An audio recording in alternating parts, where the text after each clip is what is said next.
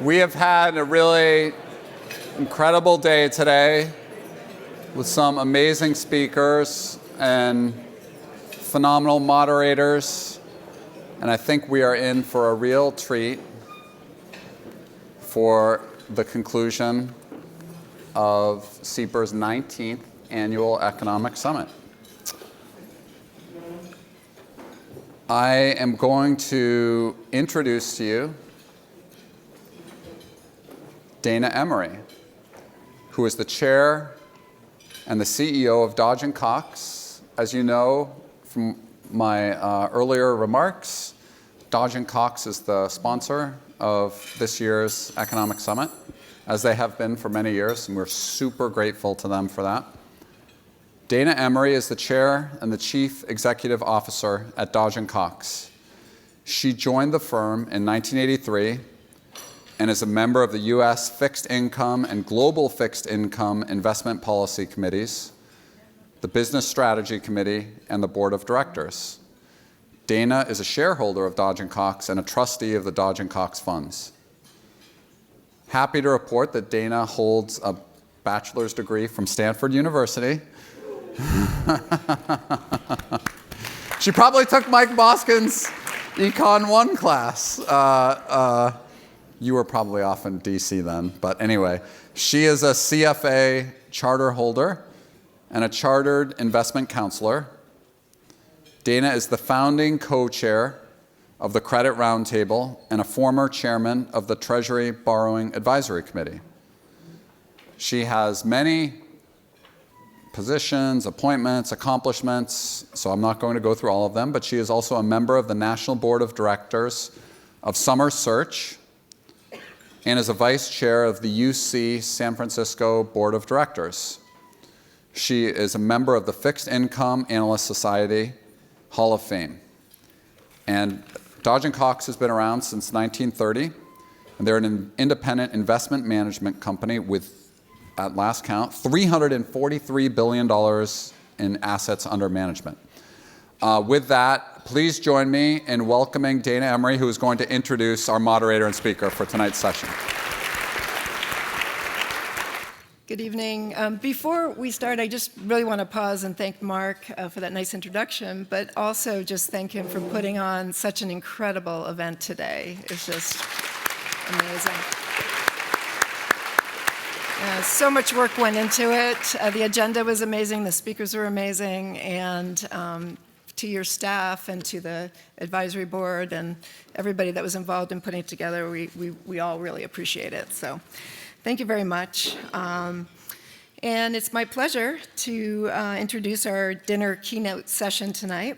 Moderating the session will be Patty McKenna, who's one of two vice chairs on the CEPR advisory board. And she's one of my classmates from Stanford. She received her BA in economics from Stanford in 1983 and her MBA from Harvard in 1988. And she's currently a portfolio manager and principal with Hotchkis and Wiley, a $35 billion institutional asset manager where she covers consumer companies and is a member of the consumer and healthcare sector teams. And I'm also delighted to introduce the speaker for tonight's session, Larry Summers, who will, at the conclusion of this session, be receiving the 2023 CEPR Prize.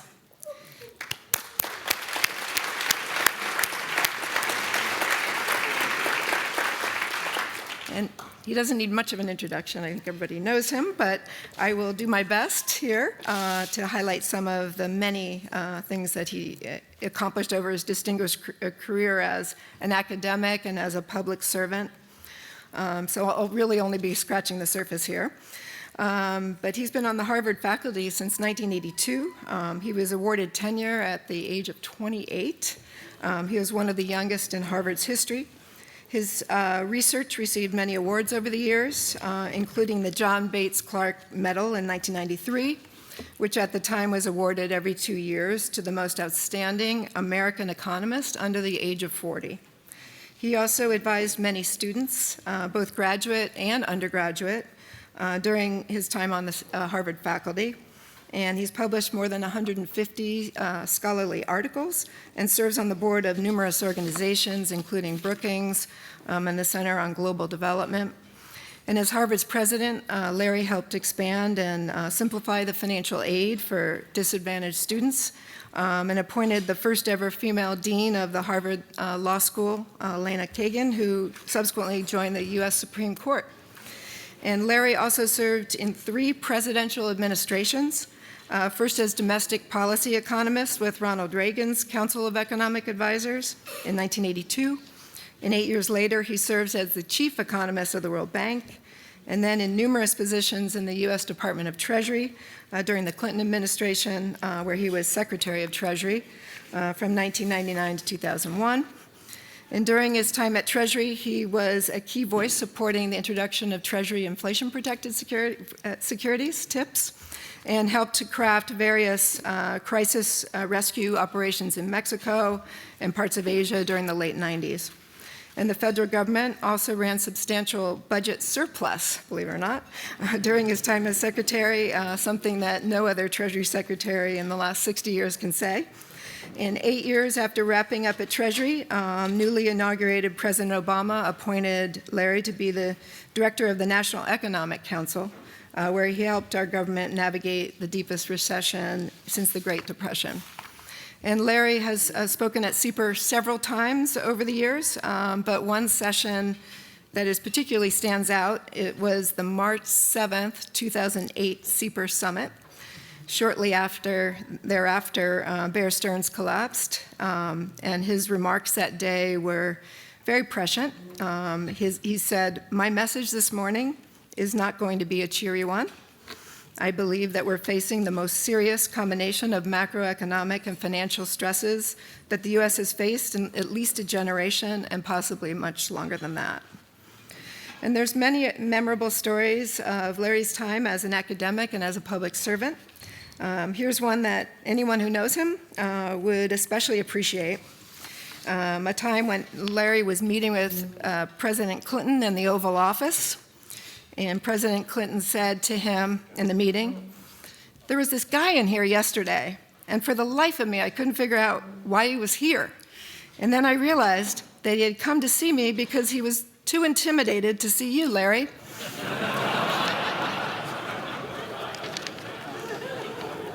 And with that, I'm delighted to introduce you to Professor Larry Summers, the recipient of this meeting. Thank you so much for that generous introduction. I don't know where you got that last story, and I don't know whether it's true, but I'd like to believe that it's true.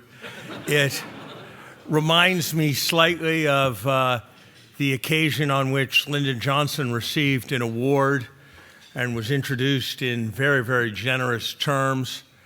And Lyndon Johnson said, "I wish my parents had been here for that. My father would have appreciated it, and my mother would have believed it."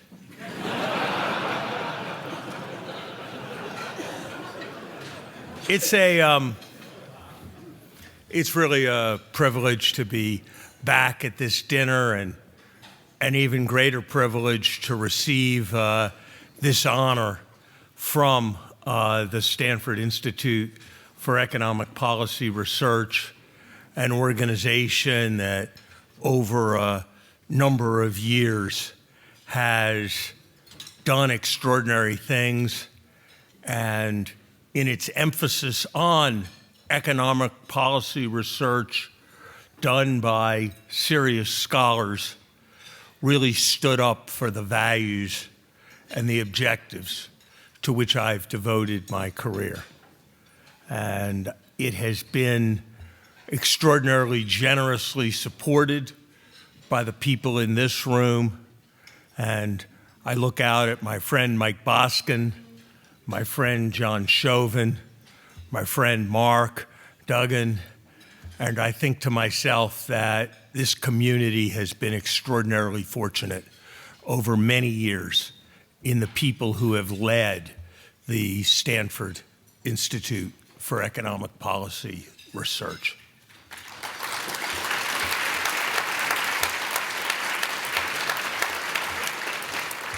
I'm the one who's lucky enough to get to stand here and receive this award.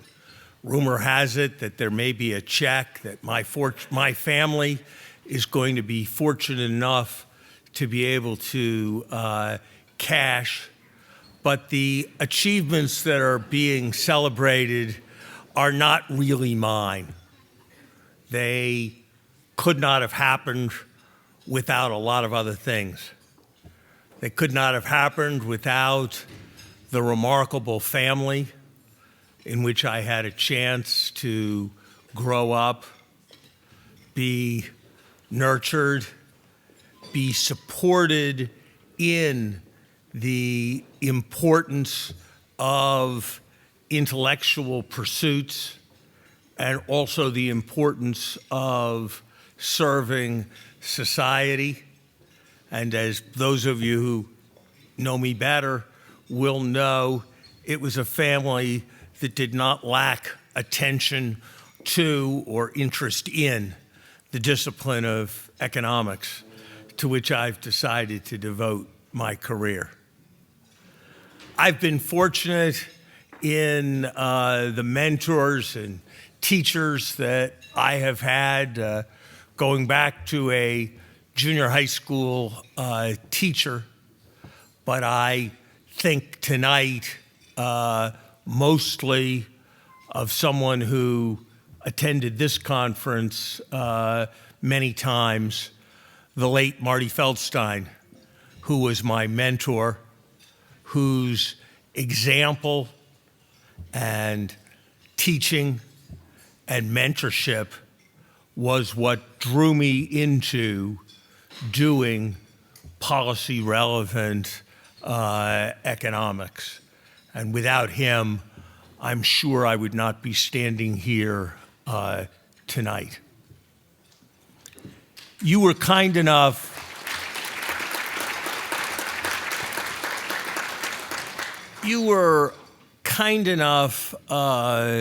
to mention that I have, over the years, had a significant number of proteges and students and colleagues and collaborators who I have been fortunate to teach. And a number of them have been kind enough to say that in one way or another they found that I was inspiring or that I helped get the best out of them.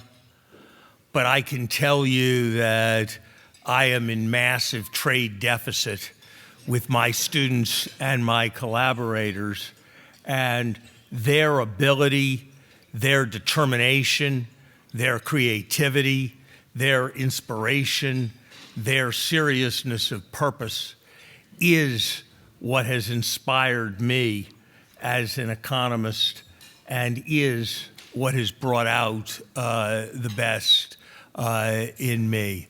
So I'm not going to try to name names. I know there are at least two people with whom I have co-authored sitting out here, and I suspect that there are several more. So I want to thank all of those who I have been lucky enough to teach and lucky enough to work with. John Maynard Keynes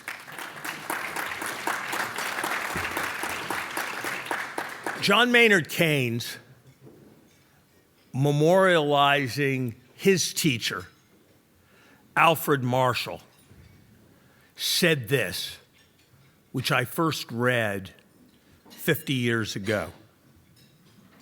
The master economist must possess a rare combination of gifts.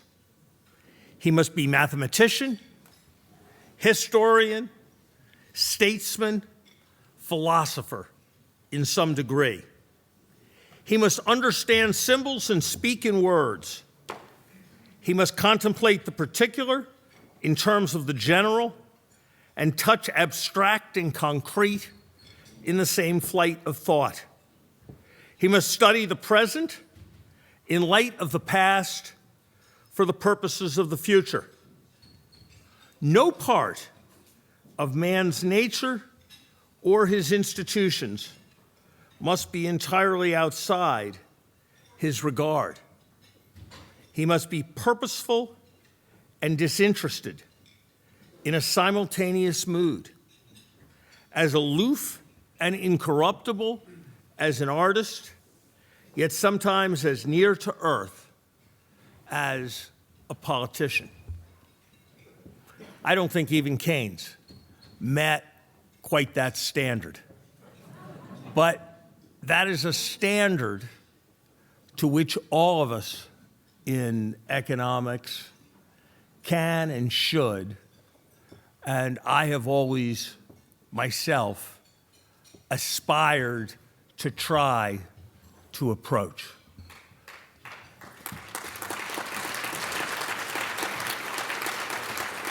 That's why I have been fortunate in having an opportunity to move back and forth over time between positions in the university and positions in public service. And in a sense, as president of Harvard University, to try to be in a position as both a scholar and a public servant. And so I have reflected on what is the same and what is different between the roles of an economist teaching courses and writing papers and an economist serving in a leadership position. Some of the answers are perhaps slightly humorous. As a professor at Harvard, roughly speaking, the worst thing you can do is to sign your name to something you did not write yourself. As a rising bureaucrat in the Treasury Department, roughly speaking, it was an important objective to do so as frequently as possible. Roughly speaking, as a scholar,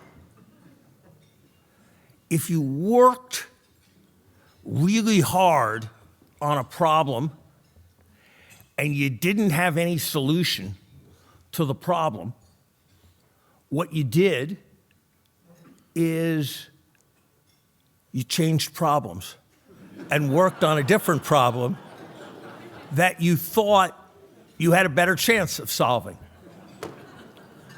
Unfortunately, when the Korean economy was collapsing, President Clinton and his administration did not have that luxury, nor did we have that luxury in 2009 during the financial crisis. So there are those differences. It also seemed to me that one should direct one's activities very differently in the two locations. In Washington, my view was that there were so many things where economic knowledge was clear, and yet the world was very different, that my best efforts were directed not at discovering new economic truths, but at trying to get the world to adopt those economic ideas which a prominent Republican like Mike Boskin and somebody like me would completely agree on.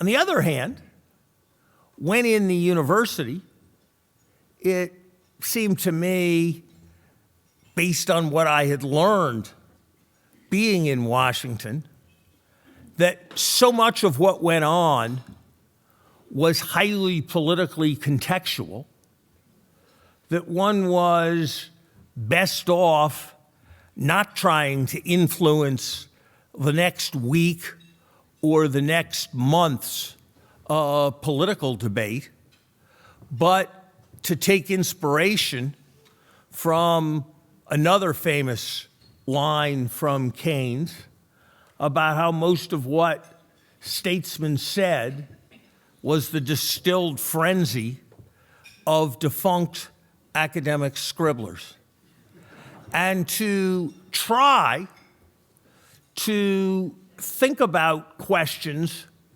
where the world didn't know the answer, where the world maybe didn't even know what the right way to frame the question was, and to try to illuminate those kinds of issues.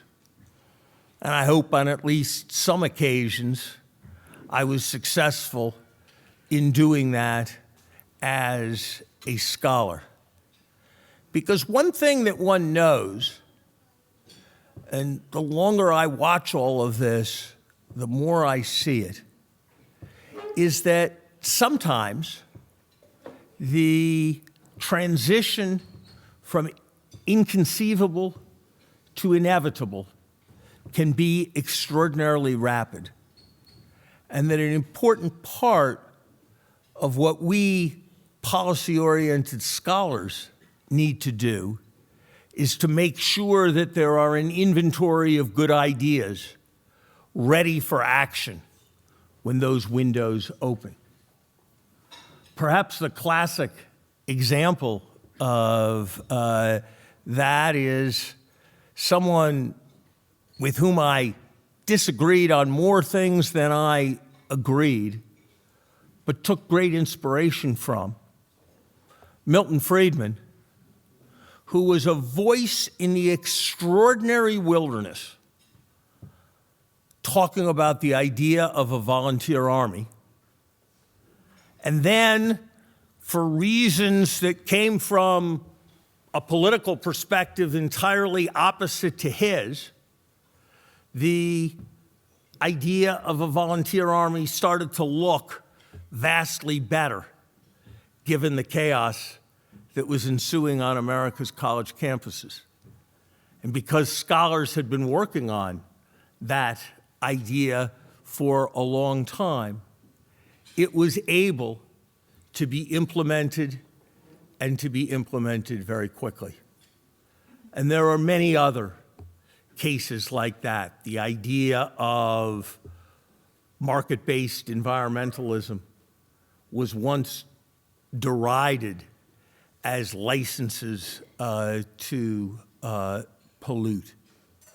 So I think it is enormously important when we think about economic policy research that we think about the very different roles that it has to play in very different environments. I would say one other thing as I reflect on what I've tried to do over these years. I encountered a marvelous phrase earlier this week. I encountered it in something that Mark Andreessen had written, but I don't know whether he is the one who first coined it. He referred to strong convictions weakly held. And I realized that that's how I've tried to approach almost everything I do in economics. There are two kinds of economists. There are economists who write their paper, and then, having seen their paper, they write its introduction, describing what its conclusions were, and summarizing the paper they've written. That's one kind of economist. There's another kind of economist, and I'm this kind of economist, who really wouldn't know how to do that, because they wouldn't know how to write their paper unless they had decided what its argument and message was. And so they wrote the introduction to their paper, so they had clear in their minds what their argument and message was. And then they tried to write their paper laying out that message. And if it turned out that they couldn't defend or sustain their view, they revised, perhaps substantially, what their introduction had said. It seems to me that if you think about alternatives to strong convictions weakly held, they're not very attractive. Strong convictions strongly held makes one a zealot and a dogmatist and probably not very useful as an economic advisor. Weak convictions strongly held is almost an oxymoron. Weak convictions weakly held, what is the point?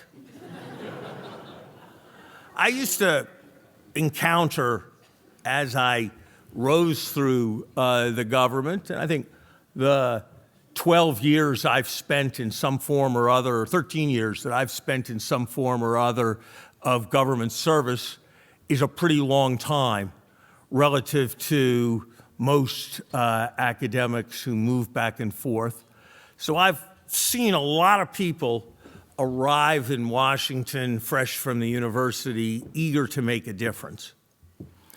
And one mistake, I believe at least, that 75% of them make is that some policymaker or principal asks for their advice. And their advice consists of saying, make sure you consider X.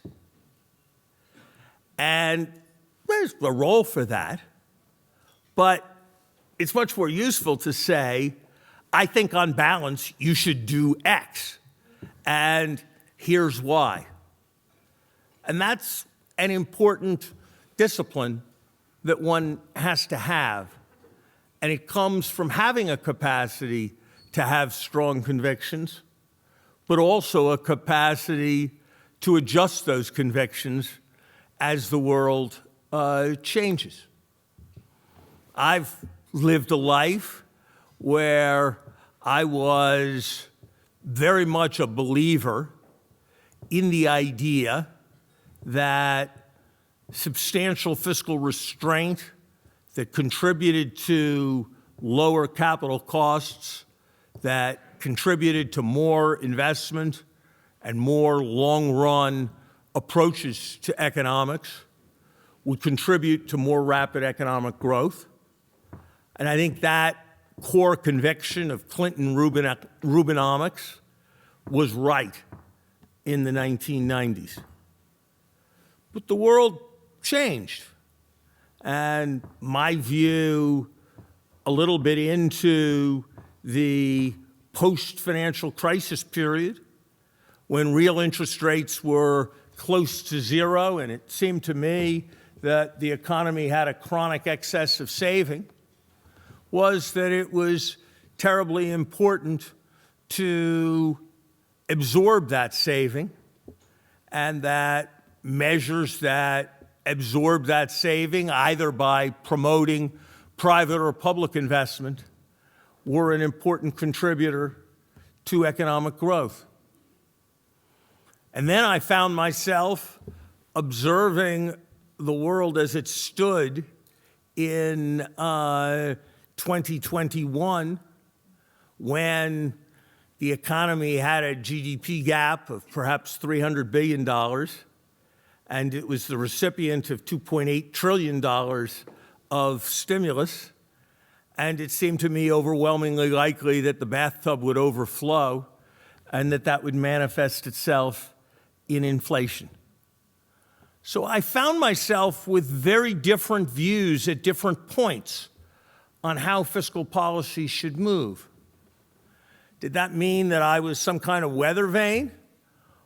Or did that mean that I had strong convictions, weakly held, that changed as circumstances changed? I prefer to believe that it is the latter, and that kind of pragmatism is enormously important if one is going to do economic policy research in an effective way. I'm going to move over to the left in just a minute, and we're going to have a bit of a discussion around some current policy issues. But I just want to conclude by saying that while my views on a variety of questions have changed over time and no doubt will change in the future as the form in which the problems are presented changes, there have been two constants that I think have been core convictions of mine now for close to 50 years since I began being serious about economics. One is that what ultimately drives the world are incentives and ideas, and that better ideas with better incentives to implement them are what makes the world move forward, and that the world does move forward. And the other is that with all of its problems, and there is a lot to worry about, and I suspect we're going to discuss some of the things to worry about, I would rather be playing the hand of American economic policymakers than the hand of the policymakers in any other country, certainly any other major country in the world. And that it is the great strength of our country that we have a kind of resilience that comes from a capacity for what might be called self-denying prophecy. Jeremiads of doom of one kind or other that create alarm, create anxiety, and create concern, and ultimately lead to forward motion. It was true when we were panicked by Sputnik. It was true when we were worried about a malaise and a crisis of the national spirit. It was true when it was pervasively believed that the Cold War was over and Japan had won. It was true when Patrick Henry said in 1792 that the spirit of the revolution had already been lost.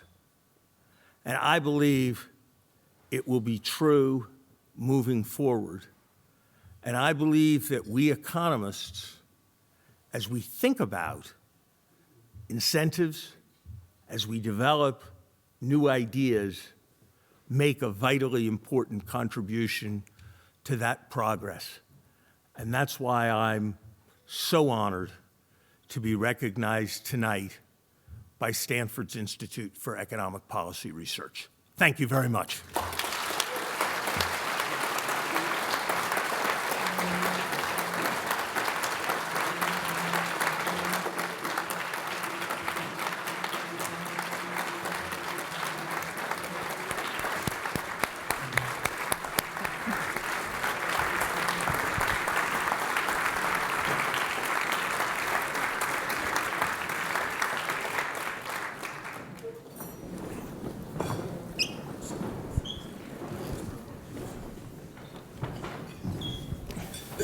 So Larry, it is an honor for all of us to get to have this evening with you and to have a free-ranging conversation about so many things. I was just amazed. I did a decent amount of work, actually, to try to prepare for our time together. And so I read through your 2008, 2010, 2015, 2017 speeches to CEPR, and I really do recommend the 2008 speech if you have a chance. I mean, just the prescience and the policy prescriptions were amazing.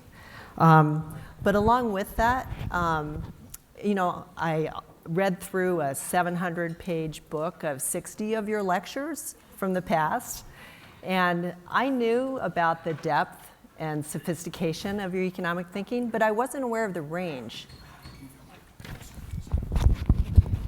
How much? There. Is that better? Okay.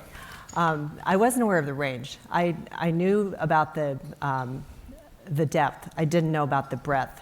So CEPR itself has 12 focal policy areas.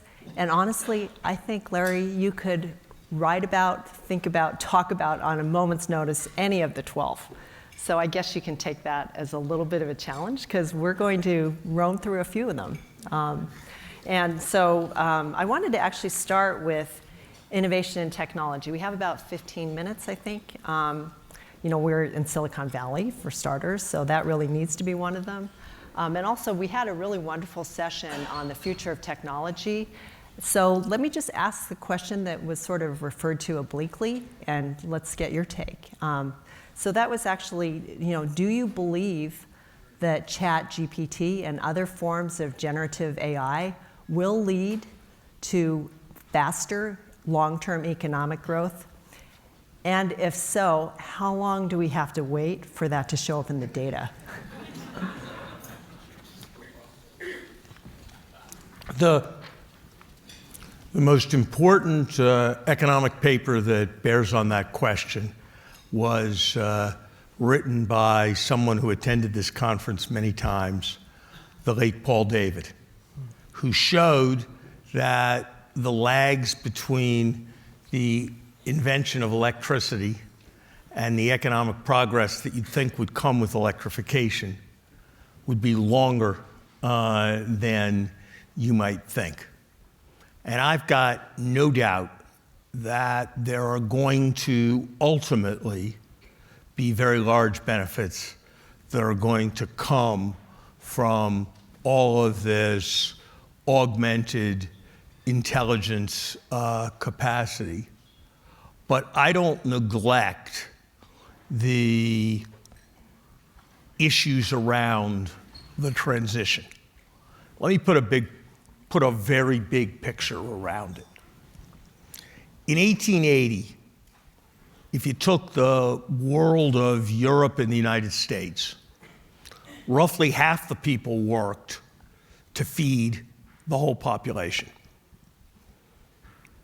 That 50% by 1960 had become 3%. And there are two ways to look at that. One is, aren't markets phenomenal? Isn't economics phenomenal? We went from 50% to 3%, and now there's all these great jobs that everybody else is doing, and they're jobs that weren't imaginable in 1880, and isn't it fantastic? It's one way to view it. Another way to view it is that the 50 years between 1900 and 1950 were really pretty horrible for mankind, with 2 world wars, with a Great Depression, and the changes in the politics and the changes in the economics had a lot to do with the changes in the technology and the nature of society as production changed. And so, yeah, ultimately it made the world better, but there was sure a lot of excruciating pain along the way, and we sure wish that all of that had been managed differently. And I think as one thinks about the big picture of all of these changes in technology, one has to keep both of those perspectives very squarely in mind. Yes, they absolutely have the potential to make things better, and in the very long run, they will make things better. But God, how we manage it, how we adapt to it, how we think about it is going to make an enormous difference in how good or how bad those outcomes will be. Frankly, I would rather see us looking more to the future than I would want to see us trying to preserve the past.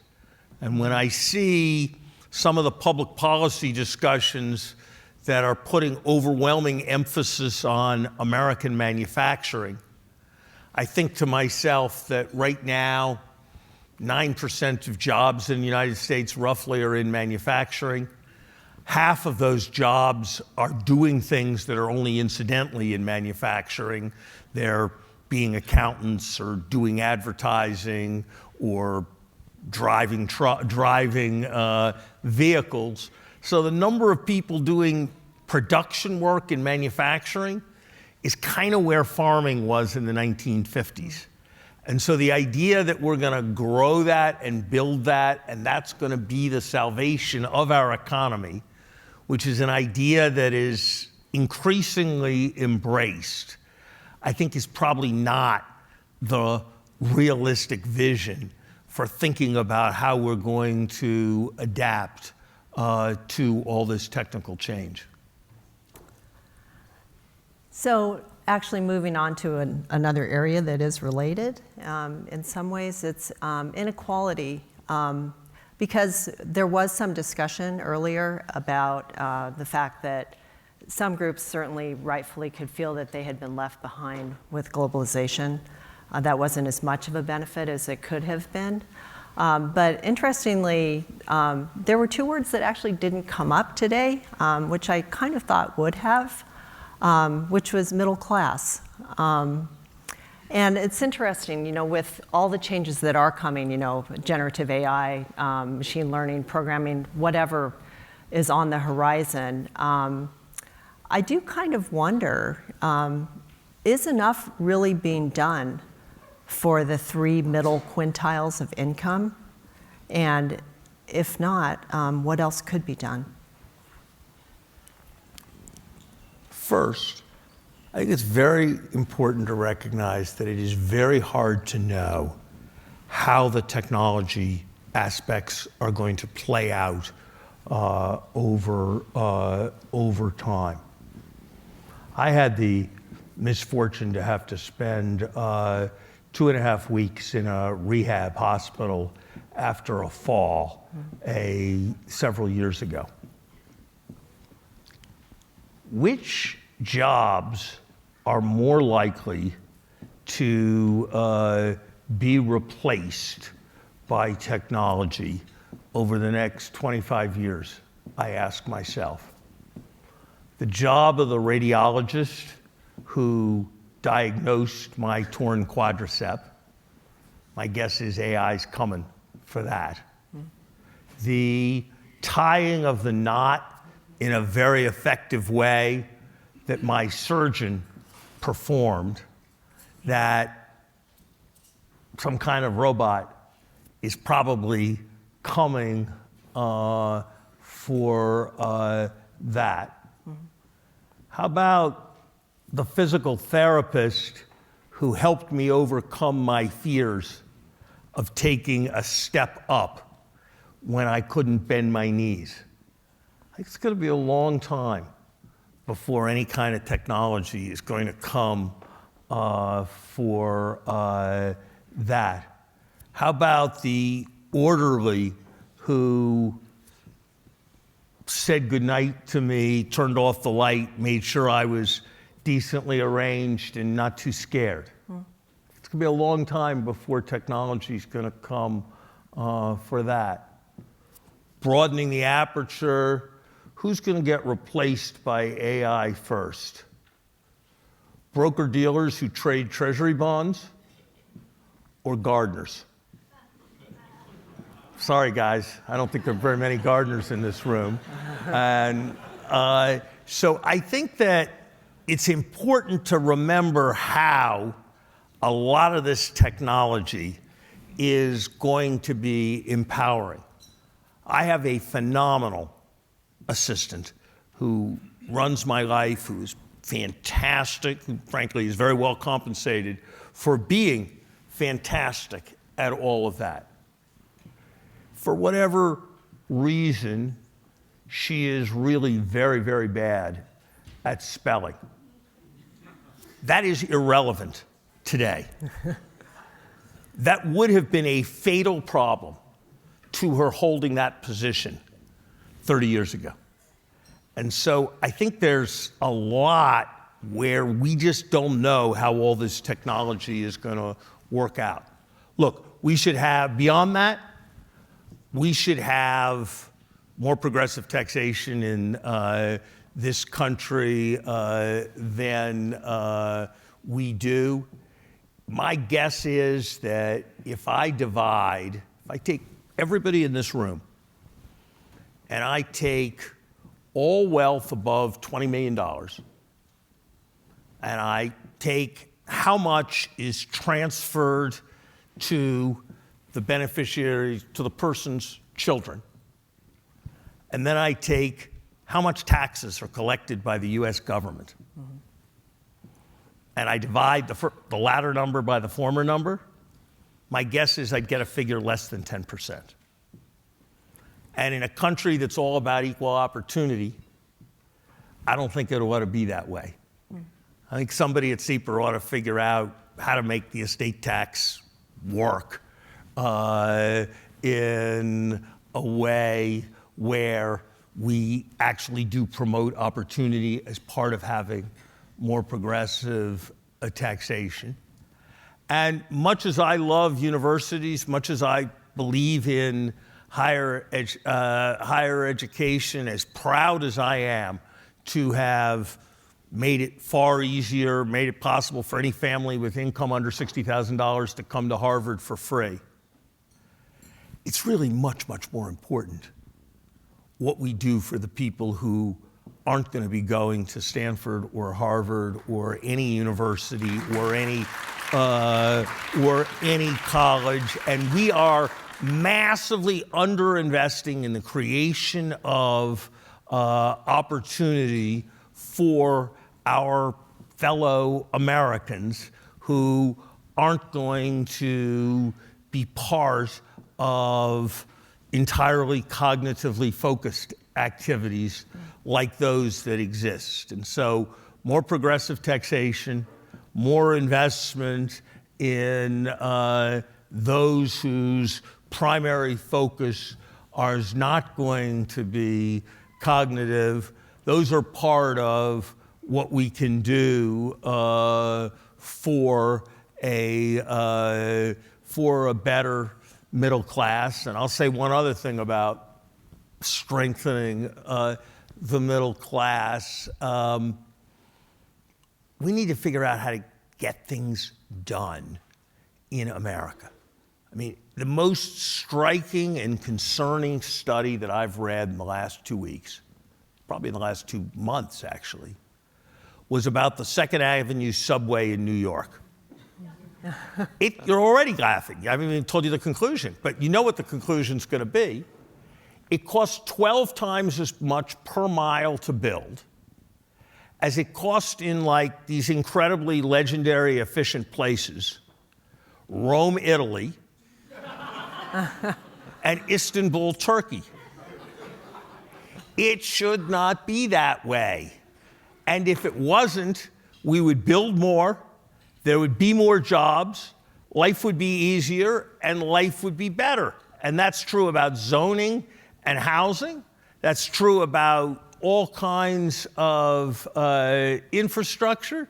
That's true about siting and transmitting and storing energy.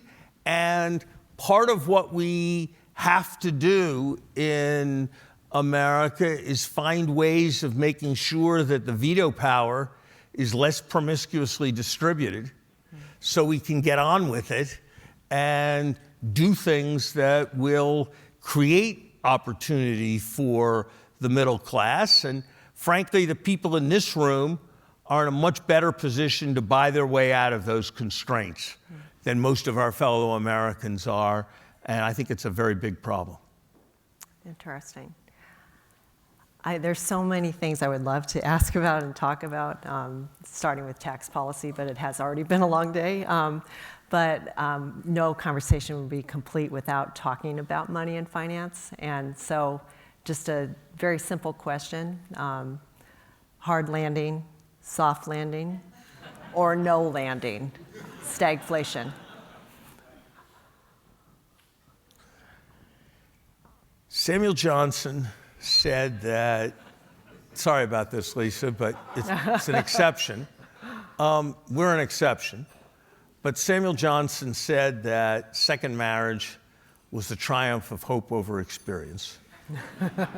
And that's kind of true of the idea of soft landing. John Taylor will validate me, I think, when I say that there is no recorded instance in U.S. macroeconomic history when the unemployment rate was below 4, the inflation rate was above 4, and there wasn't a recession sometime within the subsequent 2 years. The unemployment rate is now well below 4. The inflation rate is now well above 4. I believe in making things straightforward and simple. And so my narrative is that we overstimulated the economy in a variety of ways, sacrificed credibility in the process, and turned a 2% inflation country into a 5% inflation country. That there was a lot of specific noise of a lot of kinds, used cars, oil prices, goods versus services. There was all kinds of stuff that was happening. So sometimes sectoral stuff was bad, and so 5 looked like 7 or 8. Sometimes the sectoral stuff was mean reverting, so 5 looked like 2 or 3. Basically, the underlying rate has been 5. And the people who have said we were descending into hyperinflation when 5 went to 8 were wrong. And the far more numerous group who, when 7 went to 3 or 4, thought we were comfortably on the trajectory to victory were wrong. And today we're kind of about where we were 18 months ago. So I think we've got a lot of struggle ahead if we're going to contain inflation. One of 3 things, there's some chance that I'm just wrong and that we're going to have an easy, smooth landing. But I think the greater probability is either A, that the Fed will have to raise rates substantially more than it now imagines in order to contain inflation, and that process will come with significant dislocation. B, that inflation will substantially reaccelerate and we won't take steps to substantially control it, and so we will become a 6 or 7% inflation country, and it will ultimately be more painful to achieve the adjustment. Or C, that some of the dynamics that do exist in the economy right now that suggest a kind of Wiley Coyote phenomenon where we go off a cliff will happen a few months from now. Inventories are built up, excess savings from COVID are depleted. Consumers, and Walmart in its last profit report said the same thing. Things are great right now, but we're really scared about 6 months from now. A lot of businesses are probably hoarding labor because they think that if they lose people, they won't be able to get them back. But if they start to conclude they will be able to get them back, then they'll dishoard labor, and then there'll be layoffs. So I'm fairly confident that there isn't going to be a disinflation back to 2% or the neighborhood of 2% without some kind of meaningful and significant slowdown. I am much less confident just when that slowdown will come or just how high interest rates will have to get before that happens, but I'm apprehensive about the situation in which we find ourselves. Mark, do we have time for a couple of questions? Okay, absolutely. So if you have a question, please raise your hand and wait for the mic. Here we go.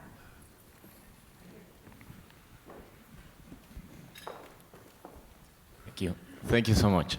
My question is a bit on the philosophical side of what an economist has to be.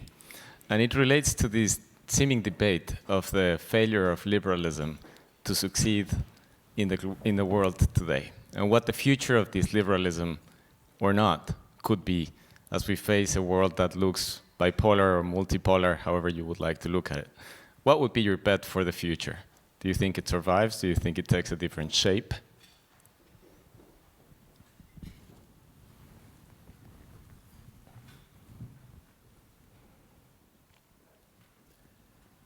I think that in an odd way,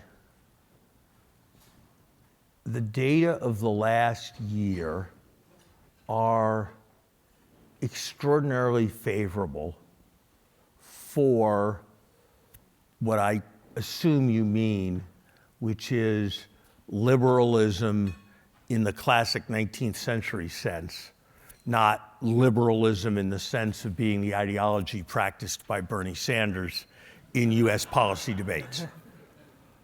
If you think about it, what's happened in the last year that you wouldn't have been sure would happen? Putin is more isolated globally, and there is a larger alliance against him and what he stands for than most people would have expected could be sustained. The most striking statistic that I've read in the last several months is my friend Nick Eberstadt's calculation that the number of births in China has fallen by 50% in the last 6 years. Now, I knew that China was having all kinds of demographic challenges, and it was going to age, and the dependency ratio was going to get high, and it was going to make all the stuff that John Chauvin and Mike Boskin had written about problems of an aging society and pensions here be far worse than the problems we have it. But when a society in 6 years has the number of kids people want to have fall in half, that is a profound vote of no confidence in its future.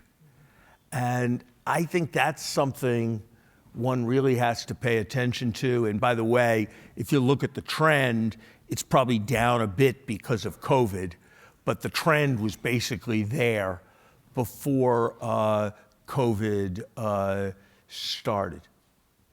On the other hand, if you look at the last election, basically everybody who thought January 6th made sense lost.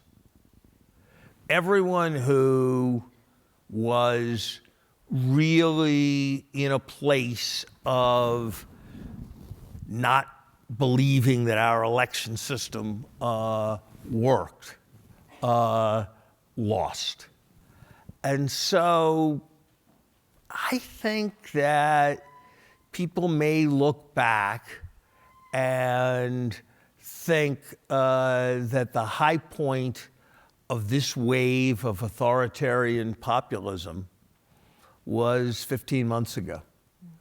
And that something other than authoritarian populism was starting to carry the day.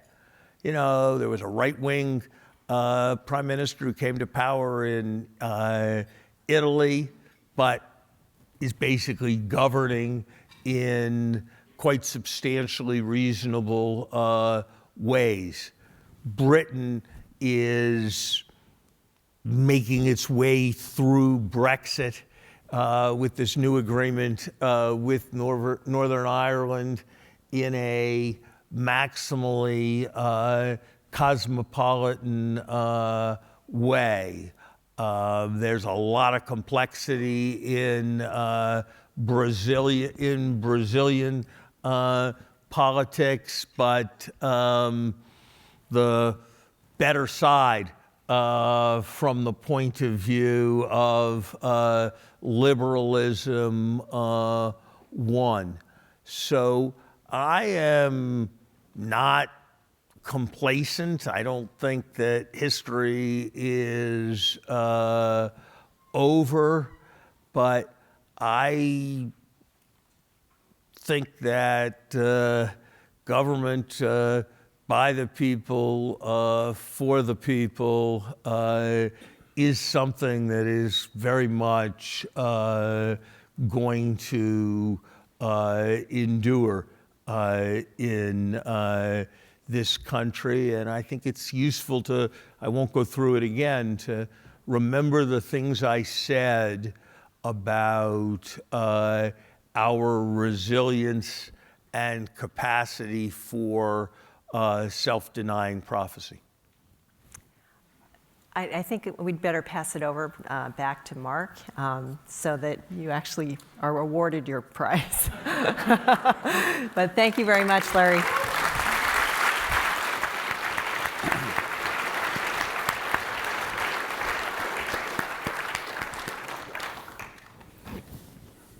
Thank you so much, Patty, for expertly moderating our final session.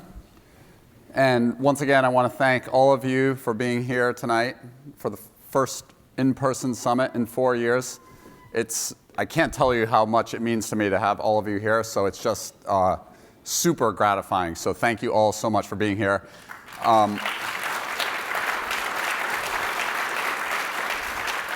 I would like to give one more time, I don't mean to overdo this, but they worked incredibly hard in the run-up to this. So I just want to one more time give a huge thank you to all the staff at CEPR who worked so hard on today's event.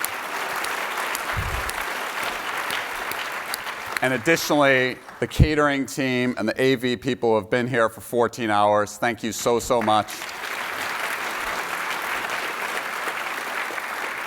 And now it is my great privilege to award the 2023 CEPR Prize for contributions to economic policy to my friend, Larry Summers. So thank you so much, Larry.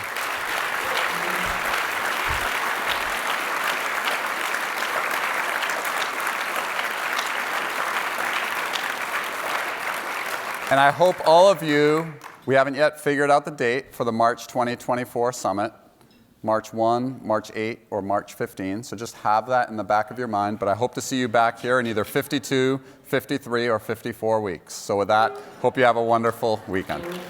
Thank you very much. Thanks so much, Larry.